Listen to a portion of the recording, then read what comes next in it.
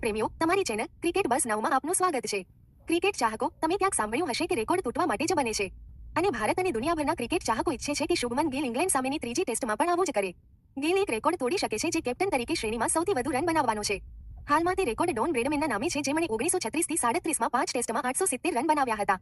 ગિલને આ રેકોર્ડ હાંસલ કરવા માટે 225 રનની જરૂર છે. શું તે કરી શકશે?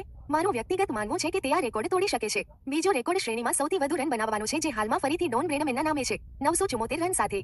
ગિલને આ રેકોર્ડ બનાવવા માટે 390 રનની જરૂર છે. બીજો રેકોર્ડ ટેસ્ટમાં કેપ્ટન તરીકે સૌથી ઝડપી 1000 રન બનાવવાનો છે.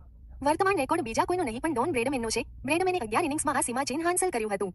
ગિલને આ રેકોર્ડ તોડવા માટે આગામી 6 ઇનિંગ્સમાં 415 રનની જરૂર છે. તમને શું લાગે છે? આગળનો રેકોર્ડ ઇંગ્લેન્ડ સામેની શ્રેણીમાં સૌથી વધુ રનનો છે, જે યશસ્વી જયસ્વાલનો છે, જેણે 712 રન બનાવ્યા છે. ગિલને આ રેકોર્ડ પૂર્ણ કરવા માટે 127 રનની જરૂર છે. આગળનો રેકોર્ડ ઇંગ્લેન્ડમાં શ્રેણીમાં સૌથી વધુ રનનો છે, જે રાહુલ દ્રવિડનો છે, જેણે ઇંગ્લેન્ડ સામે 602 રન બનાવ્યા છે, અને ગિલને આ રેકોર્ડ તોડવા માટે ફક્ત 18 રનની જરૂર છે.